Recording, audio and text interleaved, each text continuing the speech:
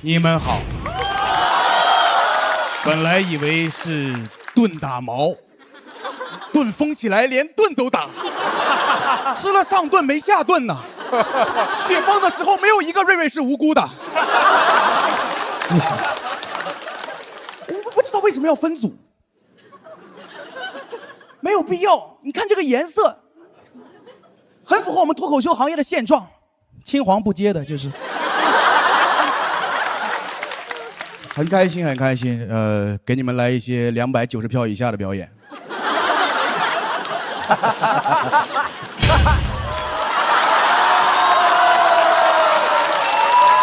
我先站了，我可要燥起来了。造起来，造起来，造起来！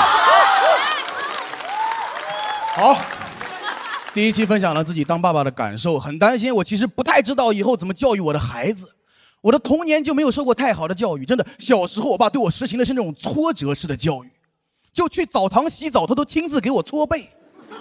每次去，我都感觉自己被家暴了，手劲儿太大了。AKA 浴池阿童木，他给我的澡巾都不过水。有人被砂纸打磨过吗？给我毛孔都搓开了，把我一个宝宝搓成海绵宝宝了。我说爸爸疼，我爸说这点疼都忍不了，没进社会先被我爸磨平了棱角，得亏我不是岳飞，刚刺的字给我搓没了。我妈也不太重视我的教育，唯一的一次鼓励是在我高考之后，执意要给我办升学宴，给我庆祝一下，不知道在庆祝什么，庆祝我考上了山西省内最顶尖的3本。我妈也不是重视我，就是想收份子。我高考成绩200，亲戚份子钱收500。别人千军万马过独木桥，我妈千金散尽还复来。我妈还想邀请我的老师们，我说妈妈，哪个老师敢来呀？你不要在饭菜里给老师下毒吧？那假如老师真的来了，那个场景也太像《小时代》了。我妈端起酒杯，今天我们之所以相聚在这里，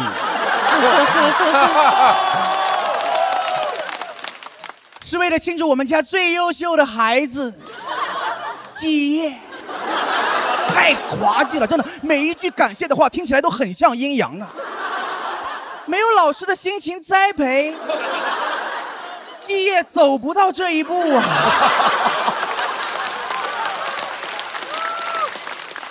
感谢老师付出的心血，老师也害怕我也没付出心血呀，不会就是今天吧？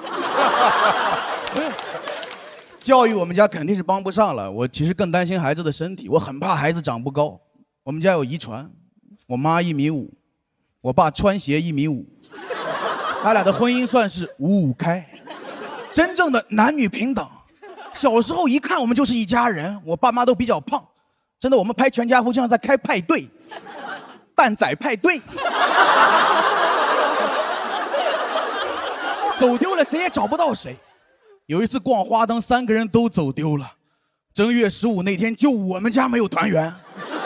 后来听告五人的音乐，特别有感触，矮人错过呀。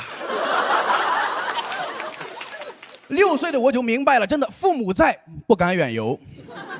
我现在1.75米，不算很高。但你们只要知道我的起点，就不会嘲笑我的终点。我中的第1张彩票是基因彩票，很怕我的孩子没有这么幸运。我小时候就经常遭到别人的嘲笑。我初中身高1.3米，没有课桌高。上课的时候，老师说我像一只鳄鱼。我在班里上不了台面。我的同桌是个男生，我俩身高都很矮，上课就显得很暧昧。别人上课举手，我俩举案齐眉。同学给我们俩起外号，叫他武大郎，我比他矮，算武大郎的弟弟，我叫武次郎。我也很担心孩子的长相，我怕他太像我了，长成我这样太吃亏了。上个月我参加一个活动，跟我一块参加的还有一个帅哥，真的太帅了。我朋友安慰我说，长成这样也没有什么用，我还得跟你一块参加活动。当时安排了一个化妆师，同时给我跟帅哥化妆。冷知识，朋友们，我自己会照镜子。我知道我跟帅哥在外貌上的差距，但这个化妆师很专业，但没有表现出来。真的，他没有说我不化了，这个钱我不挣了，但是他会通过一些细节透露出来，但是不如表现出来。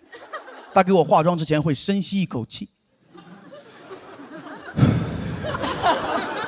但是他给帅哥化的时候是呼气，呼，你们能懂跟呼的区别吗？这是化妆师的支气管对于不同相貌的生理反应。我以为化妆师卡痰，没想到化妆师卡盐。他对我俩的形容词也不一样，他先夸帅哥帅，然后接着用一堆副词来修饰帅，超帅、巨帅、特别的帅。他要是打字的话，我已经不认识帅这个字了。夸完帅哥，化妆师转头对我说：“季叶，你真白。”我在等下一句，没有下一句，就一句“你真白”。我说怎么就一句？喜欢刘震云，一句顶10000句。我夸馒头都不会只夸真白，单走一个白，我拿副词在修饰形容词了吗？超白、巨白、立白都行啊。语言这么匮乏吗？小学学的知识都忘了吗？白的像雪，红的像火，粉的像霞呀。他不光夸帅，他还说帅哥是那种乖巧的帅。我第一次知道帅的颗粒度可以这么细，丑就只有丑。我有人说季叶你好丑，但你是那种忤逆的丑。而那个化妆师会先夸一遍帅哥帅，然后再转头夸我白。我知道化妆师想端水，但是我没见过一碗水能端这么陡峭。端了一条黄果树瀑布，水端不平可以洒在地上，不用泼我脸上。他夸了一天季叶真白，只有我知道季叶不白，粉底液白。我一直在担心孩子的外貌和教育，我怕他跟我吃一样的亏。直到上个月家里聚餐，我爸聊到未来出生的孩子，我爸说你不好看，智商又不高，孩子以后肯定不能像你。我说是啊，因为我像你。我媳妇儿打断了我们的对话说，孩子为什么不能像你？你虽然这样了，可我也爱你。当时我特别触动，我特别想问我媳妇儿，我说我哪样了？我没有说出口，因为我知道我跟我的孩子一样，不管咋样都是他爱的模样。好，谢谢我们接着给大家，谢谢大家，谢谢。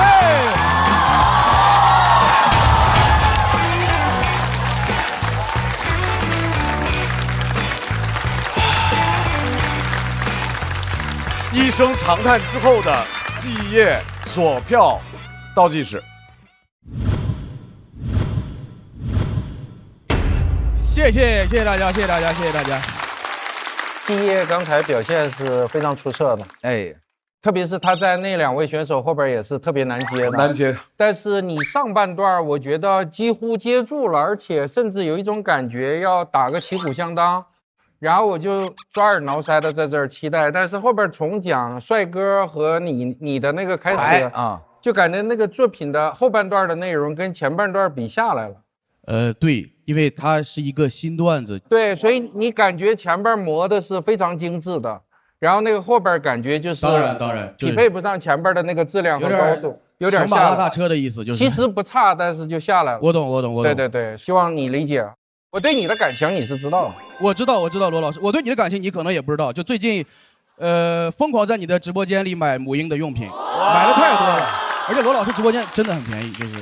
基本上我跟罗老师同感，就是一上来的时候我还是很疯狂的在笑，然后因为加上前2个确实太炸了，然后我跟鲁豫姐的感受都差不多，我们有点笑不动了，完全笑不动，已经有点笑哑了啊！但是我还是很喜欢季叶讲的内容。谢谢老师。我就是到后来我完全笑不动了，就是我身体上我笑已经跟不上了，后边的确不如前边，但是依然我在中间某个地方我一定会拍的。是的。所以它还是一段我觉得相当不错的段子。就是感觉都特别好，然后那个季叶就是感觉家里特别爱他，有一个特别美好的家哈。对，季叶家。那个大老师，你能不能每次就不要这么突如其来？哎呀，笑话不突如其来怎么说呀？好嘞啊，对，没事啊，然后就铺垫一下。所以最近是不是参加节目写稿，就是有点就是心里头就是对，已经完全是整不过来了啊。没事，我们来看一下季叶的票数。需要毛左开启讲麦，毛左要来了。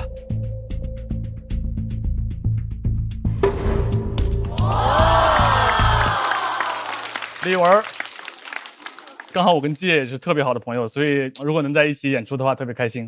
我俩真是好朋友，我俩对，真特别好，真特别好。他外面有多少假朋友我不知道，但他跟我这儿至少是真的。对对对季业稍微休息。好，我们下面要上场的这位演员是目前场上仅存的一位在校大学生，掌声欢迎李玟。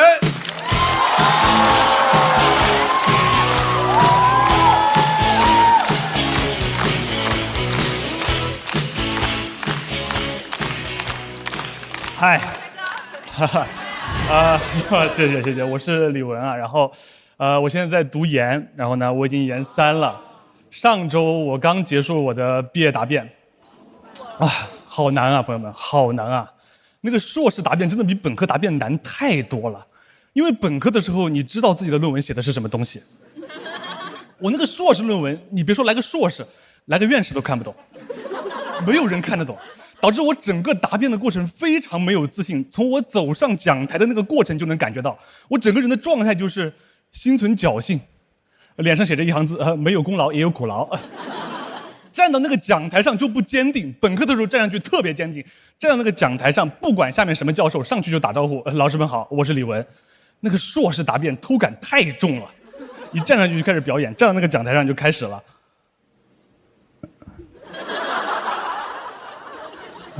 尊敬的各位教授好，很荣幸参加这次答辩。我是朱老师的学生。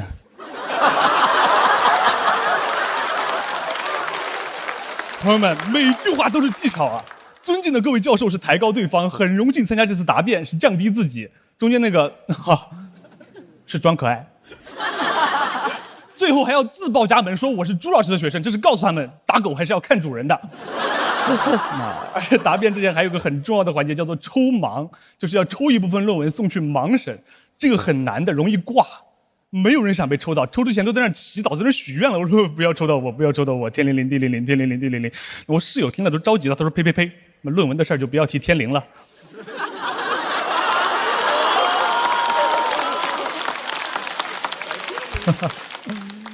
答辩完了有个感受，就是我感觉答辩跟讲脱口秀没什么区别。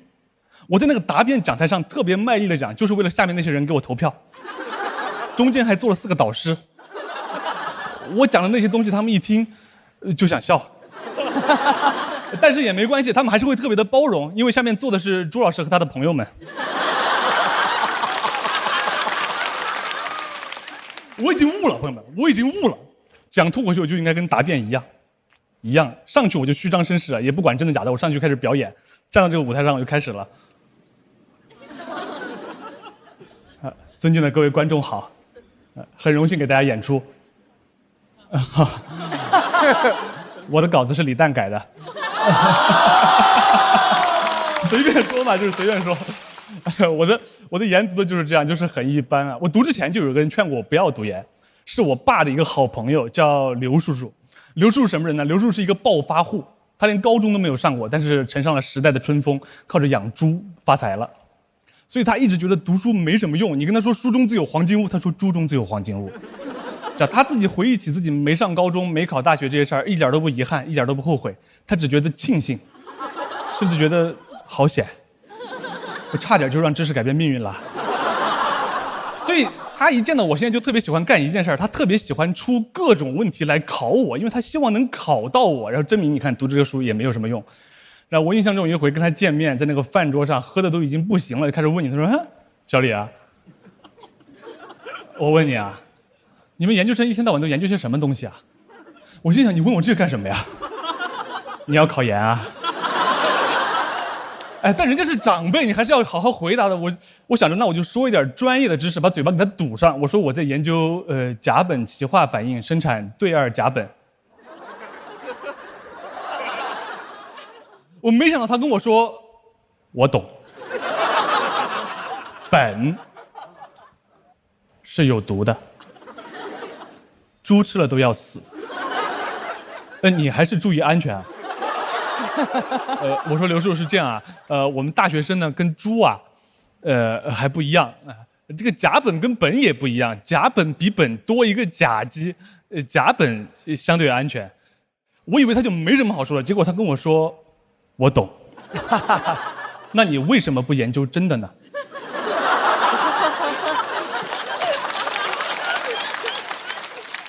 朋友们，他就是这么说的。他说完我就明白了，他根本不想知道这个问题的答案，他也听不懂这个问题的答案，他就是单纯的想考我。所以我也想通了，我可以随便说。我说，因为真的很贵啊，我们买不起。朋友们，我以为我在阴阳怪气呢，没想到他一听说我说我们买不起，他整个人直接燃起来了。他说：“你买不起，你跟刘叔说呀。”要多少钱？就感觉他非要发起一个那种金钱跟知识的战争，我感觉他在羞辱我。我说：“要100万。”朋友们，我报了一个天价啊，因为1瓶甲苯只卖25。没想到他想都没有想，他对着我发出了一个开汽水瓶盖的声音。他说：“100万，刘叔给你出。”哦，你就研究那个真的。我说啊，我当时感觉刘叔叔这个爹味儿好香啊！我觉得自己太厉害了，朋友们，3句话，这个男人为我花100万。当然我知道刘叔叔是喝多了吹牛，但还没有喝够。刘叔叔再喝一会儿，他会开始继续讲他的人生，讲他从养猪这件事情学到的技术和经验，甚至从猪身上学到的哲理，滔滔不绝，滔滔不绝。我实在听不下去了，我想举起酒杯打断他。我说：“刘叔叔别说了，敬朱老师。”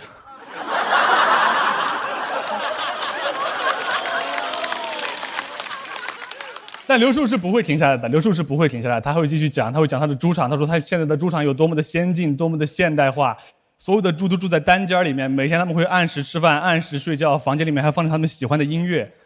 我还没有听明白呢，我爸拍了我一下，他说：“那跟你有什么区别啊？”他说这句话的时候，桌上正放着一碗小炒肉，我看那个小炒肉，我说：“大概是我可以改变自己的命运吧。”就讲这，谢谢大家，拜拜。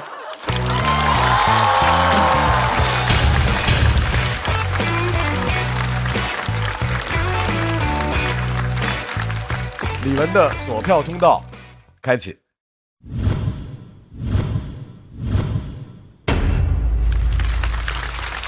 李玟为什么会想到写这个内容？因为我的段子大多数都是依托一个人物，然后一个场景讲一个故事。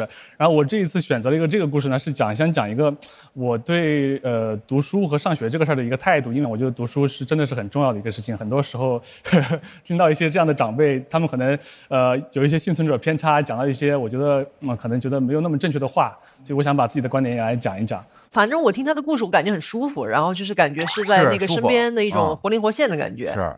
而且李玟的脱口秀有一个特点，你看这2次吧，都有一个人会被我们记住。对，朱老师和刘叔叔。朱老师一直在，我就稍微有点遗憾啊，因为上回那个太棒了，然后那种感觉吊人一下，然后记住了，特别棒。这回特别盼着，然后从那个真假那块完了之后就没了。刘叔叔没口头禅呀，就没有创造一个口头禅出来一个，就是那个特别来回来去绕你的那个笑点，识别符号，对，有点小遗憾。你看他形象气质，然后很从容和很舒服的那个表达演出什么的，都是像是脱口秀里边有很多什么泥石流啊，或者什么，他就是典型的小清新的那种风格。李玟，其实你和刘叔叔谁也不用说服谁，你们只是有各自的追求。美团闪购可以帮助你们2个进行交流，你帮刘叔叔买一本书，刘叔叔送你一头猪。美团闪购做你的黄金屋。哇！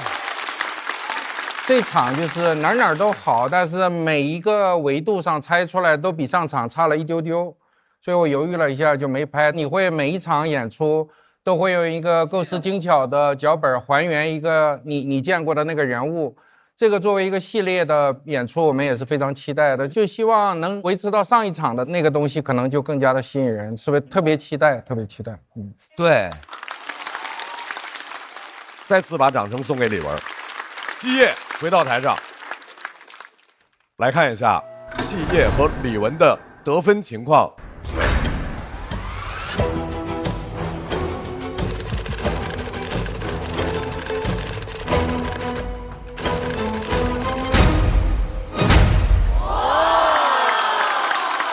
业245顺利晋级。同时，李文要在等候区继续等待。